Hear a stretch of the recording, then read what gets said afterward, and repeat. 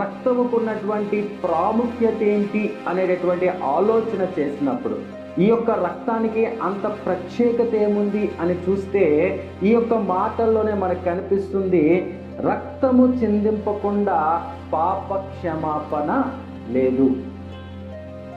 రక్తము చిందిస్తేనే పాప క్షమాపణ ఉంటుంది అనేటటువంటి మాటను బట్టి మనము క్రీస్తు శిలువలో మరణించినప్పుడు ఆయన చేతుల ద్వారానైతేనేమి కానీ, కాళ్ళ ద్వారానైతేనేమి కానీ, లేకపోతే తన తలలో నుండి అయితేనేమి కానీ గాయపరిచిన ప్రతి ప్రాంతము నుండి ఆయన రక్తాన్ని కార్చాడు అనే విషయాన్ని నేను జ్ఞాపకం చేస్తున్నాను. ఆయన శిలువ మరణానికి వెళ్ళిన ముందు రోజు రాత్రే ఆయన కొరడా దెబ్బల చేత ఆయన ఒంటిలో ఉన్నటువంటి కొంత రక్తాన్ని బయటికి చిందించబడింది అనే విషయాన్ని నేను జ్ఞాపకం చేస్తున్నా. యేసు ప్రభు